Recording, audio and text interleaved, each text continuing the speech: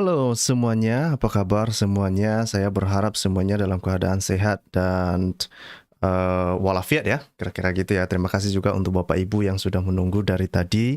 Malam ini sebelum semuanya tidur, kita akan mendengarkan sebuah kisah gitu ya. Kisah yang katanya sih ini sebuah pewahyuan katanya, pewahyuan yang diterima dari Tuhan Yang Maha Esa. Gitu ya, dan ada kisah-kisah ini. Sebetulnya begini Bapak Ibu, sebelum kita lanjut ke sana lah, kenapa saya sangat tertarik membahas ini. Coba dulu Bapak Ibu perhatikan apa yang dilakukan oleh para muslim ini. Ini yang dilakukan oleh Graham Walaf dan timnya ya. Itu di situ ada si Don Ditan, kemudian si Glenn, dan kemudian ada muridnya si Menachem Ali. Nah, apa yang mereka bahas di sana? Mereka membahas tentang Alkitab. Kayaknya nggak ada lah yang bisa mereka kerjakan selain bahas-bahas Alkitab. Padahal ada kisah-kisah yang menarik di dalam Al-Quran ini sebetulnya yang perlu mereka jelaskan, yang perlu mereka sampaikan kepada umat bahwa kisah-kisah ini adalah sebuah kisah fenomenal. Ya, yang tidak ada di dalam kitab suci agama sebelumnya ya, tidak ada di dalam agama Kristen, tidak ada di dalam agama Yahudi ya kan. Nah, kisah apa itu yang sangat-sangat fenomenal ini? Ya, misalnya ya, kisah yang kemarin kita sudah bahas itu dibilang ada kisah di mana Isa bisa membuat burung dari tanah liat. Nah, kali ini di dalam video ini kita akan melihat ya, ada sebuah kisah yang menarik nih. Nah, kisah di mana Maryam melahirkan Isa di bawah pohon kurma. Gitu.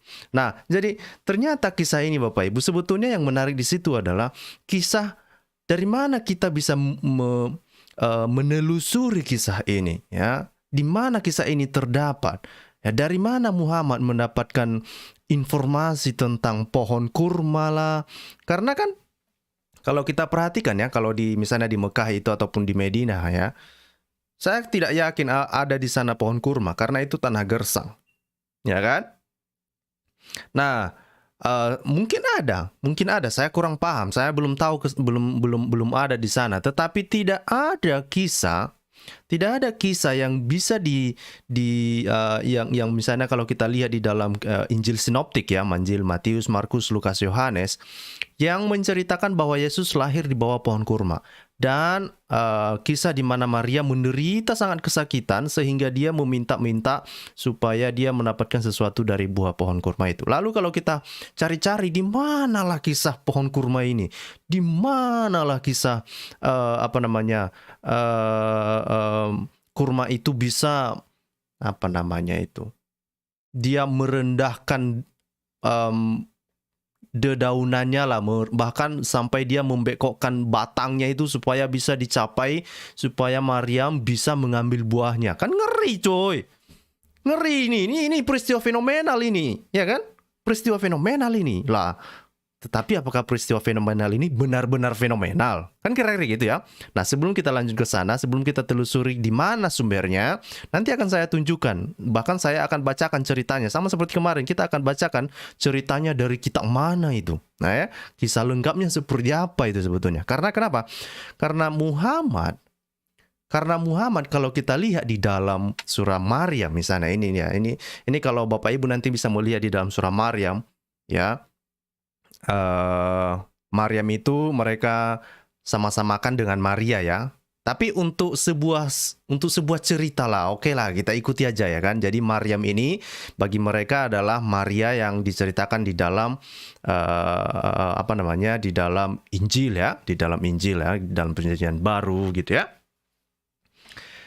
Ya, jadi apa yang dikatakan dalam surat Maryam, kita baca supaya kita dapat kisahnya, supaya nanti Muslim tidak mengada-ngada, tidak bilang, oh baca ayat sebelumnya, baca ayat setelahnya. Nah, kita baca ini ayat sebelumnya dan setelahnya, ya kan?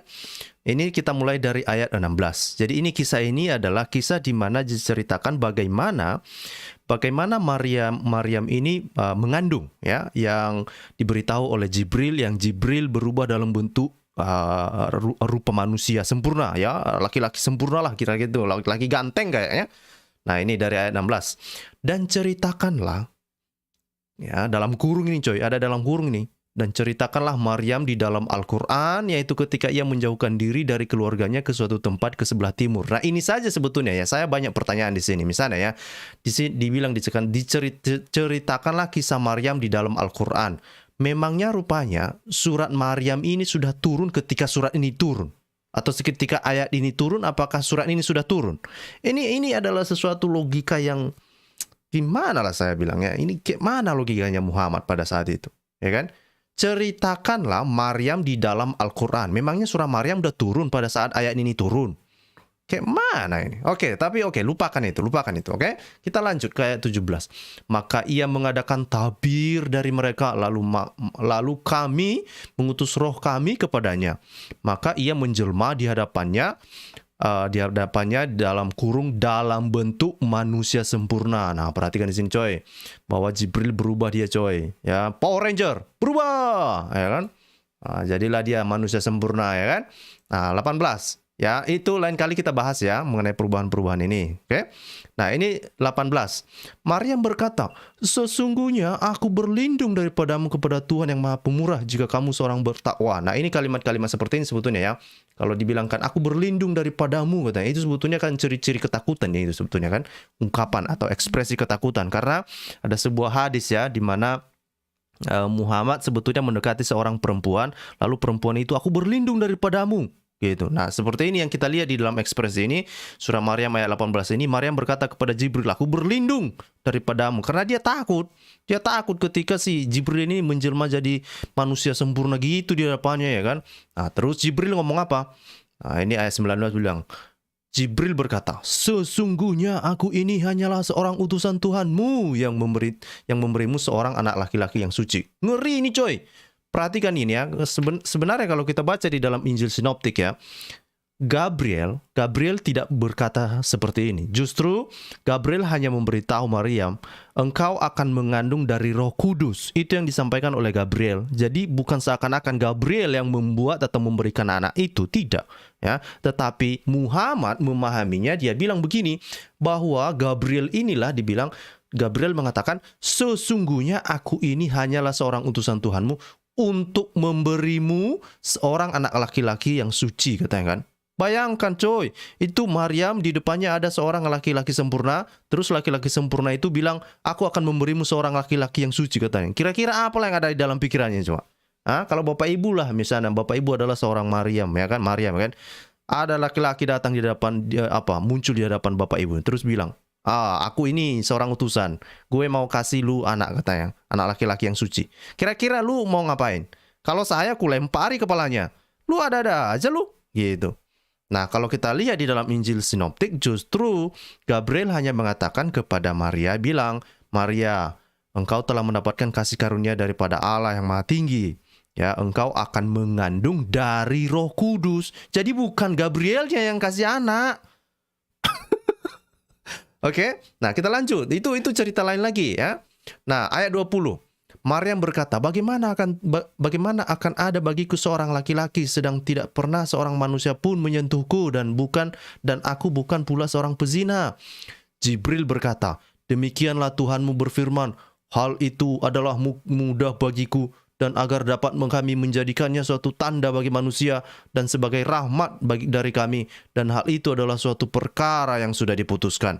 Ayat 22. Dan maka Maryam mengandungnya, ya kan? Lalu ia menyisihkan diri dengan kandungannya itu ke tempat jauh. Nah, perhatikan, ini menarik ini Bapak Ibu. Ini dibilang, maka Maryam mengandungnya, lalu menyisihkan diri dengan kandungannya itu ke tempat yang jauh. Karena ini kalimat ini nanti sebetulnya ini ada ekspresi yang sama di dalam kitab yang akan saya tunjukkan ini kepada Bapak Ibu. Jadi ini coba diingat ini, bahwa dia menyisihkan diri dengan kandungannya itu ke tempat yang jauh. Ke tempat mana sebetulnya yang dimaksud dengan yang jauh ini? Sepertinya Muhammad tidak tahu ini kemana Maryam ini ya. Mungkin dia mendengar sebuah kisah dulu, tapi dia tidak lengkap ya ketika dia mendengar. Dia hanya menyebut tempat yang jauh gitu ya. Nah, seperti apa tempat yang jauh itu nanti kita akan lihat di dalam sebuah rujukan yang akan kita lihat setelah ini. Nah, ayat 23 apa dibilang? Maka rasa sakit akan melahirkan anak memaksa ia bersandar pada pangkal pohon kurma, coy. Dia bersandar, coy. Bersandar dia di bawah pohon kurma. Terus dia berkata, "Aduhai, alangkah baiknya aku mati sebelum ini dan aku menjadi barang yang tidak berarti lagi dilupakan," gitu ya. Jadi intinya begini, bahwa memang Maryam di sini sepertinya apa dah? Dia menyesali apa yang terjadi sama dia. Dia pengen mati lah kira-kira gitu ya. Dia menderita kesakitan gitu ya. Nah, jadi intinya ada pohon kurma ya. Itu yang pertama diingat, dan yang kemudian dia mau melahirkan kira-kira gitu ya. Kemudian ayat 24, maka Jibril menyerunya dari tempat yang rendah, "Janganlah kamu bersedih hati, sesungguhnya Tuhanmu telah menjadikan anak sungai di bawahmu. Dan goyanglah pangkal pohon kurma itu ke arahmu, niscaya pohon itu akan menggugurkan buah kurma yang masak kepadamu. Maka makan, minum, dan bersenang hatilah kamu. Jika kamu melihat seorang manusia, maka katakanlah, sesungguhnya aku telah bernazar berpuasa untuk Tuhan yang Maha Pemurah, maka aku tidak akan berbicara dengan seseorang manusia pun pada hari ini." Nah, jadi kita sudah dapat nih ceritanya kan? Kita sudah dapat nih ceritanya. Jadi intinya bahwa Maryam itu ya bersandar di bawah pohon kurma karena dia menderita kesakitan. Gitu ya. Setelah dia melarikan diri ya, setelah dia pergi dari yang tempat yang jauh itu, lalu dia sampai ke sebuah tempat, lalu di situ ada pohon kurma, lalu dia menderita kesakitan karena dia mau melahirkan, lalu dia duduk di bawah pohon kurma, lalu Jibril datang, kemudian dia menyuruh Maryam itu untuk berkata kepada pohon kurma, dan kemudian untuk menggoyang-goyang pangkal pohon kurma itu. Gila nggak itu? Maryam disuruh menggoyangkan pangkal pohon kurma. Tahu nggak kalian kayak mana pohon korma dulu? Ini saya tunjukkan dulu kayak mana pohon korma. Nah, pohon korma. Pohon kurma. Nih. Coba dulu kalian bayangkan dulu. Ini si Jibril ini disuruhnya lah si Maryam menggoyang-goyangkan pohon korma. Manalah contohnya ini? Inilah contohnya. Nah, mana ini korma? Lu pikir Maryam itu apa? Raksasa gitu? Mana ini contoh yang lebih jelas ini? Nah, ini pohon korma lah pokoknya ini ya. Nih. Ya kan? Bayangkan ini misalnya. Bayangkan Maryam. Nah, duduk di bawah pohon korma ini. Terus Jibril datang. Goyangkan itu pangkal pohon kormanya itu.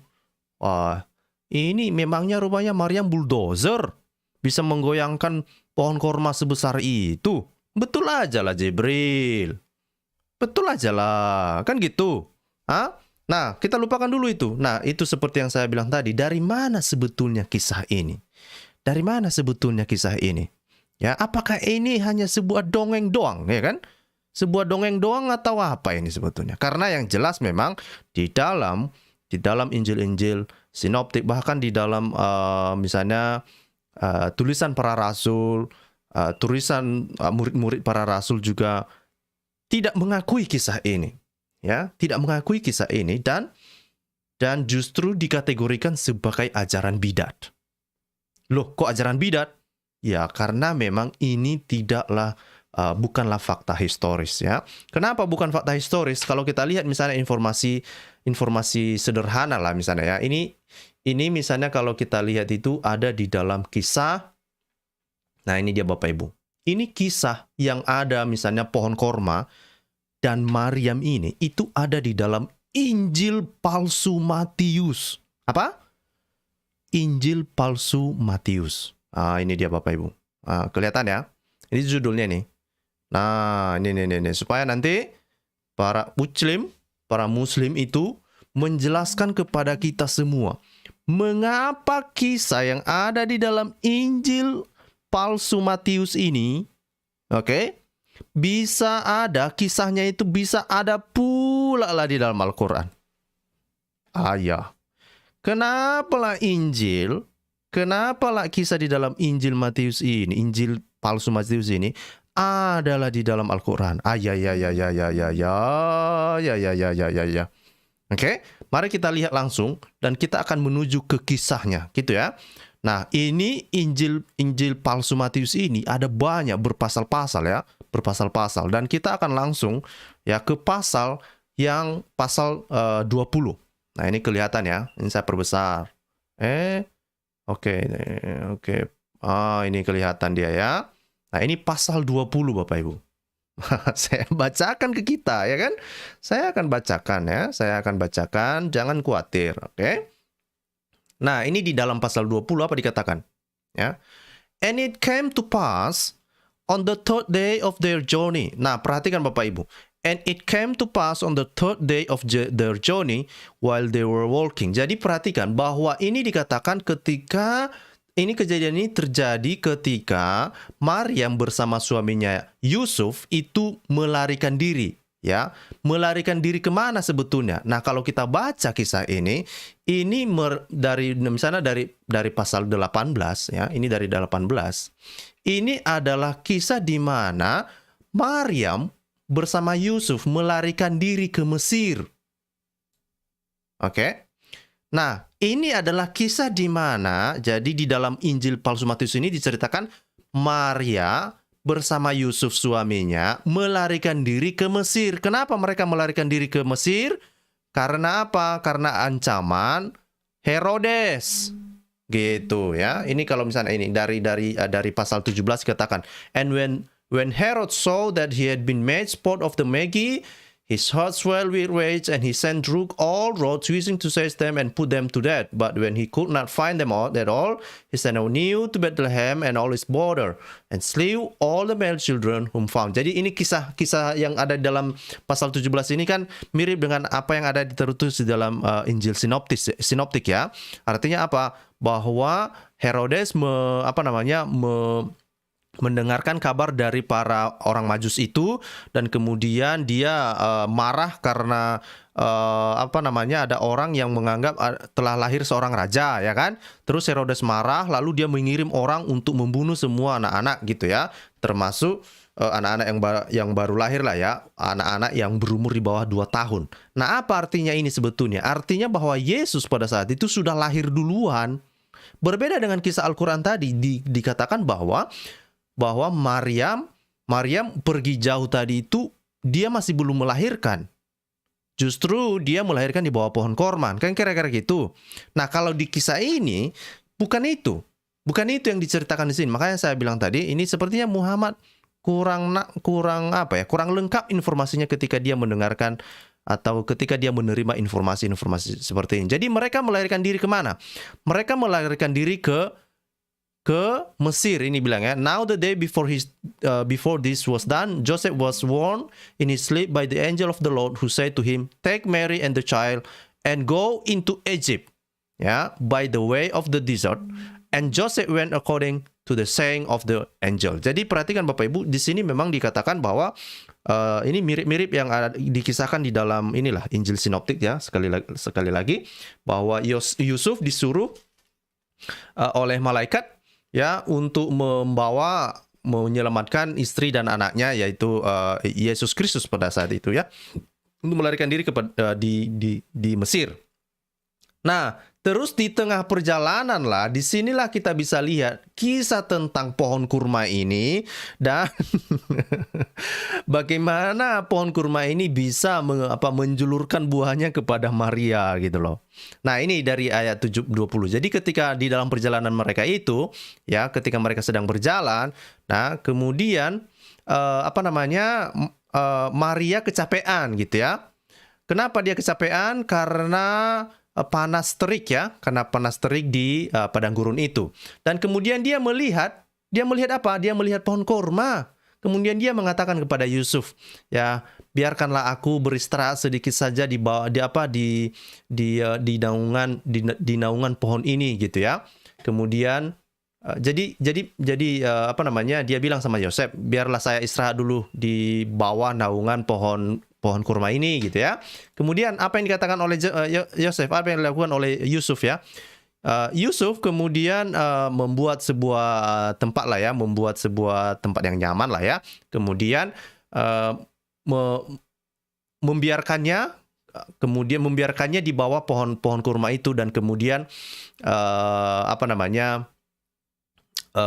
supaya dia bisa menyusui anaknya lah, karena anaknya masih kecil kan. Yesus kan mereka lari kan bersama Yusuf berlari kan bersama Maria dan anaknya kan. Kemudian apa yang terjadi? And as the blessed Mary was sitting there, she looked up to the foliage of the palm and saw it full of fruits and said to Joseph, I wish it were possible to get some of the fruit of this palm, gitu ya. Jadi ketika dia sedang menyusui, gitu ya, terus dibilang dia melihat ke atas. Nah, terus dia melihat buah-buah dari pohon kurma itu, ya. Kemudian apa? Dibilangnya sama Yusuf, waduh, pengenlah saya, ya kan? Bisa nggak ya untuk mendapatkan beberapa buah itu dari pohon kurma ini, ya kan? Kemudian apa yang dilakukan oleh Yosef? Nah, Yusuf bilang begini, I wonder that to say this. Saya penasaran kenapa kamu mengatakan ini, gitu ya, katanya kan. Yusuf bilang begitu sama dia, gitu. Nah, terus apa dibilang? Ini kita lanjut di halaman berikutnya. Ini nggak kau lihatnya tinggi kali pohon ini, katanya. Do you see how high the palm tree is? Ya, nggak kau lihat tinggi kali pohon ini. And that thou thinks of eating of its fruit. Dan kamu berpikir untuk memakan buah pohon kurma ini, katanya kan. I'm thinking more of the want of water. Saya berpikir mungkin kamu sebetulnya lebih butuh air, gitu ya. Because the skin are now empty. Karena botol minuman mereka itu, kalau botol minuman dulu itu kan, saya menerjemahkan bebas ya. Botol minuman dulu itu kan berasal dari kulit ya. Makanya dibilang the skin are now empty. Artinya kan tempat air minum mereka itu berasal dari kulit ya. Sekarang sudah kosong, udah habis mereka minum. And we have none therewith to refresh ourselves and our cattle. Ya, rupanya mereka juga bawa kettle ya. Gitu ya. Jadi nggak ada minuman yang mereka bisa minum. Terus Yesus yang anak kecil itu kan mereka bersama-sama dengan Yesus. Jadi Maria, sekali lagi, Maria bukanlah mau melahirkan di bawah pohon itu, bukan. Ya, berbeda dengan kisah yang ada di dalam Al-Quran, dia bilang, oh Maria itu kesakitan di bawah pohon kurma, lalu dia melahirkan ke sana. No. Hentikan itu, hentikan. Oke? Di dalam Injil palsu Matius ini dikatakan bahwa Maria berteduh di bawah pohon itu karena dia kecapean. Itu pun di dalam kisah ini. Kemudian ya, sehabis Maria mengatakan itu, lalu anak kecil tadi ya, the child Jesus ya, with a joyful countenance, reposing in the bosom of his mother, say to the palm, oh tree, bend thy branches and refresh my mother with thy fruit. Nah, kemudian ya, ketika sehabis Maria mengatakan itu, dan kemudian Yusuf juga heran mengapa Maria mengatakan ini pohon kurmanya tinggi sekali, kok minta pula dia makan buah itu. Lalu apa yang dilakukan oleh Yesus ya? Dia perintahkan pohon kurma itu, coy. Dia bilang, pohon kurma ya, ulurkan ranting-rantingmu, ranting-ranting pohon kurma kan nggak ada ranting, pelepahmu lah, itu tempat buah itu apa namanya ini, coba dulu kasih tahu saya ini. Coba dulu, ini yang pohon kurma yang ada tangkai untuk buah kurma itu apa namanya itu kan bukan ranting itu namanya kan, apa itu, coba dulu.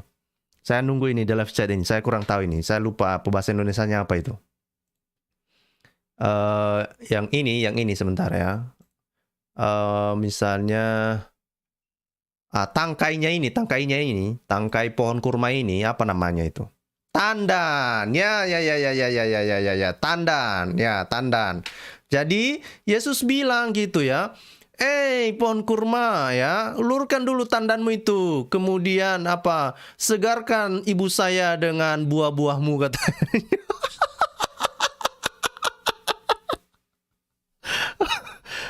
Oke. Nah, jadi perhatikan di sini Bapak Ibu ya. Salah satu kisah yang mirip itu adalah bahwa Al-Quran ya memasukkan kisah tentang Maria bersama dengan pohon kurma itu.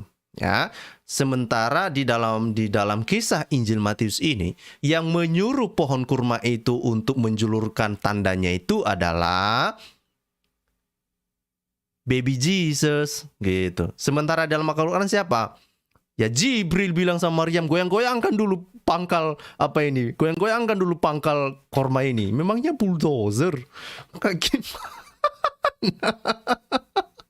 Aduh, mohon ya Bapak Ibu jangan ketawa, saya aja yang ketawa lah, ya kan? Terus apa yang terjadi setelah Yesus ngomong begitu ya? And immediately at this word, the palm bent its top down to the very feet of the blessed Mary. Nah, setelah Yesus ngomong begitu, maka secara tiba-tiba tiba-tiba atau dalam sekejap lah ya, immediately ya, dalam sekejap ya, setelah kata-kata itu terucap, kemudian pohon kurma itu ya menjulurkan tandanya itu tadi sampai menyentuh kaki daripada Maria yang diberkati, blessed Maria lah ya, Maria yang diberkati lah ya kan, menyentuh kaki Maria. Ngeri coy ya kan. Kemudian apa lagi tuh? And they gathered from it fruit with which they were all refreshed. Dan kemudian mereka mengambil buah itu ya. Kemudian mereka memakan buah itu dan mereka semua disegarkan kembali. Oke. Kemudian apa lagi? And after they had gathered all its fruit, setelah mereka mengambil semua buah-buah pohon kurma itu, it remained bent down, waiting the order to rise from him who had commanded it to stop. Ngeri coy. Dibilang begini ya, sekalipun Yusuf, Maria dan Yesus sudah menghabiskan buah-buah itu dari pohon kurma itu, tapi pohon kurma itu dia nggak balik berdiri tegak, enggak ya. Rupanya pohon kurma ini menunggu perintah dari Yesus untuk kembali berdiri coy. Ngeri coy, ngeri. And after they had gathered all its fruit, it remained bent down, waiting the order to rise from him who had commanded it to stop, katanya kan. Nah, kemudian apa yang dilakukan oleh Yesus? Then Jesus said to it, raise it thyself. Man. Kemudian Yesus memerintahkannya supaya tegak berdiri ya, all palm tree, and be strong. Dan kemudian jadilah kuat, katanya kan. And be the companion of my tree. Dan jadilah sebagai sahabat ya, sebagai sahabat pohon-pohon saya yang lain ya, which are in the paradise of my father. Ya, yang mana pohon-pohon itu ada di dalam surga Bapaknya, katanya ya. And open for my the roads a vein of water which has been hid in the earth. Dan kemudian bukalah saluran air dari akar-akarmu yang telah disembunyikan di dalam bumi, katanya. Di dalam bumi coy. And let the water flow, dan biarkanlah air itu mengalir, so that we may be satisfied from thee. Dan supaya kami bisa puas daripada air itu, katanya kan. Nah, jadi dan apa yang terjadi ya? Kemudian and it rose up immediately, and its roots there began to come forth, and the spring of water exceedingly clear and cool and sparkling. Nah, Bapak Ibu kan kalau mengingat ya tentang kisah di mana air Zam-Zam itu kan kemudian kita mendengar tentang kisah air Zam-Zam kan kira-kira gitu ya. Dibilang bahwa ketika Siti apa itu? Siti Hajar kan? Siti Hajar kalau nggak salah itu ya, yang berhubungan dengan sumur Zam-Zam itu kan. Nah, sementara kalau kita lihat kisah ini justru tentang air yang muncul dari pohon kurma ini justru terjadi di dalam kisah di mana ini kisah Maria bersama anaknya yang masih kecil Yesus ya. Itu Yesus menyuruh pohon kurma itu untuk mengeluarkan air dari akar-akarnya pohon kurma itu tadi. Nah, jadi kita sudah tahu nih sumber-sumbernya ya kan. Kembali kepada surah tadi ya. Kita kembali kepada surah yang luar biasa tadi itu. Mana surah yang luar biasa? Ini. Oke. Nah, jadi dibilang di sini Jibril bilang sama dia, maka Jibril menyerunya dari tempat yang rendah. Janganlah kamu bersedih hati, katanya kan. Sesungguhnya Tuhanmu telah menjadikan anak sungai di bawahmu. Nah, ini kan artinya kan apa sebetulnya ya dari kisah tadi itu. Dari kisah ini tadi dari Injil palsu Matius ini, Yesus menyuruh pohon kurma itu untuk mengeluarkan air ya dari akar-akarnya itulah ya. Akar-akar itu mengeluarkan air ya, akar pohon kurma. Nah, sementara kalau di sini juga memang Al-Quran juga mencatat demikian ya. Muhammad juga memberitahukan demikian bahwa sesungguhnya Tuhanmu telah menjadikan anak sungai di bawahmu. Jadi ada nanti sumber air lah di bawah pohon kurma itu juga gitu ya. Dan goyanglah pangkal pohon kurma itu ke arahmu. Niscaya pohon itu akan menggugurkan buah kurma yang masak kepadamu. Jadi kalau kita lihat urutannya memang agak berbeda ya. Di sini dan kemudian pelakunya juga berbeda. Tetapi yang jelas ya kisah tentang pohon kurma dan pohon kurma yang menjulurkan tandanya, menjulurkan buahnya kepada Maryam ini ya ternyata ada di dalam Injil palsu Matius. Di mana? Injil palsu Matius di di pasal yang ke-20. Oke? Nah, nanti saya berharap teman-teman muslim sebetulnya ini menjelaskan ke kita kenapalah kisah-kisah di dalam Injil palsu ini diakui dan dianggap sebagai wahyu Allah SWT ada di dalam Al-Quran. Mengapa? Ya, ini masih kulit-kulitnya yang akan kita lihat ini. Masih banyak kisah-kisah yang lain yang akan kita lanjutkan besok-besok ya. Ingatkan saja saya, kalau saya ada waktu pasti akan kita bahkan bacakan cerita-cerita yang mirip-mirip seperti ini ya. Nah, terus kenapa? Kenapa ini orang Kristen tidak percaya kisah ini sebetulnya? Apakah karena orang Kristen tidak suka ceritanya? Bukan. Kita menolak ya, orang Kristen menolak kisah ini bukan karena tidak suka kepada kisahnya, bukan. Tetapi karena memang ini kan dibilangkan the Gospel of Pseudo Matthew. Jadi orang-orang yang menulis kitab ini dia ngaku-ngaku sebagai Matius ya. Dia mengaku sebagai Matius. Tetapi apakah dia ini seorang Matius? Bukan. Ya, justru kalau kita perhatikan sebetulnya, ya kapan ini kitab ini ditulis ya, The Gospel of Pseudo Matthew ini. Kapan ini ditulis? Nah, ini kita bisa lihat sebetulnya kalau di Wikipedia sudah dikasih tahu ya. Di Wikipedia sebetulnya sekalipun tidak lengkap tetapi gambaran besarnya dikasih tahu lah ya, dikasih tahu. Ini saya kasih tahu ya. Ini dia ya, Injil Pseudo Matius ya, kelihatan ya Bapak Ibu. Ini kelihatan ya. Ini apa ini? Sebentar saya matikan dulu ini apa ini. Oke. Nah, ini adalah Injil Pseudo Matius. Kelihatan ya? Oke, nah ini dia.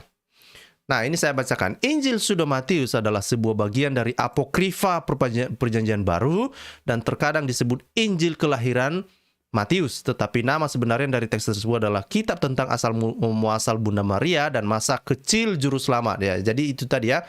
Jadi sama seperti yang kita baca tadi ya. Itu kisah di mana Yusuf dan Maria bersama dengan anak mereka yang masih kecil, Yesus melarikan diri ke Mesir ya.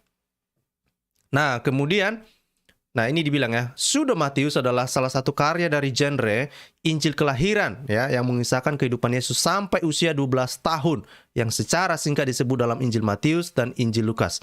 Nah, karena di dalam Injil Matius dan Injil Lukas itu itu hanya penyebutan tentang masa kanak-kanak Yesus itu tidak digambarkan lengkap ya. Justru Injil Sinoptik hanya menjelaskan tentang pelayanan Yesus yang lebih detail itu mulai dari umurnya yang ke-30 ya. Nah, maka banyaklah orang ngarang-ngarang cerita, ya, banyaklah orang ngarang-ngarang kitab yang mengarang tentang kisah Yesus waktu masih kecil gitu ya. Nah, terus dibilang di sini, kita lanjut ya. Di barat ini adalah sumber dominan untuk lingkar pencitraan dari kehidupan Maria ya. Jadi ada juga orang yang percaya dengan kisah-kisah ini gitu ya. Nah, ini kapan ini ditulis? Ternyata ini perhatikan ini ya, saya perbesar deh biar muslim nanti tahu ini kenapa orang Kristen tidak percaya kisah ini ya. Nah, ini baca ini ya. Bentar. Ini dibilang di sini. Kapan ini diciptakan? Kapan ditulis ya? Menurut riset J. Gisel R. Bayer pada tahun 1997, ya, karya tersebut mungkin ditulis antara tahun 600 dan 625 Masehi. Artinya apa? Ini di awal abad ke-7.